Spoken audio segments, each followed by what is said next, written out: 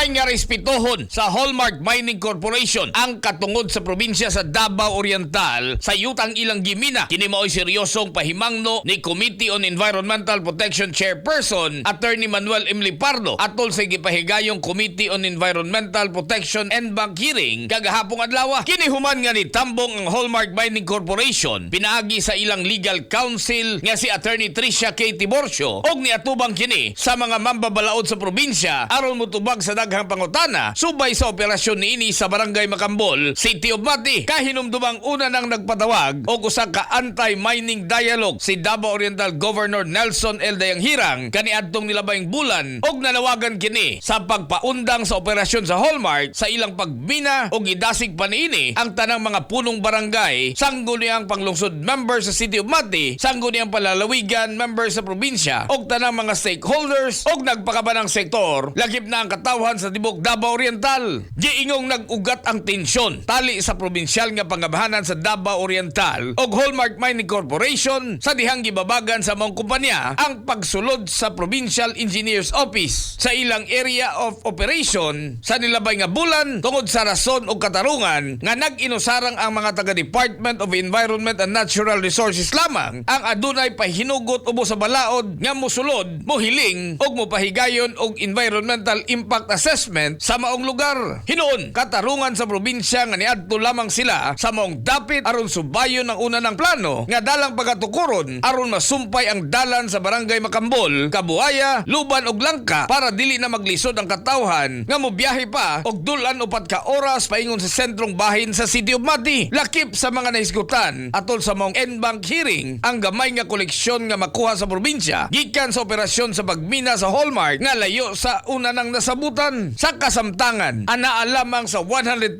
pesos per boatload ang ginabayad sa mong mining company nga layo og sukwahe sa una nang nasabutang 1.2 million pesos per boatload nga angay kitaon sa panudlanan sa probinsya. Para kanunay healthy ang atong pamilya, mag-premium D3 na kita. Katropa niyo sa balita gikan sa City of Mati. Para sa nagkahiusang Pilipino, para sa Pilipinas, kini si Katropang Vicente Pichon IV, XFM News.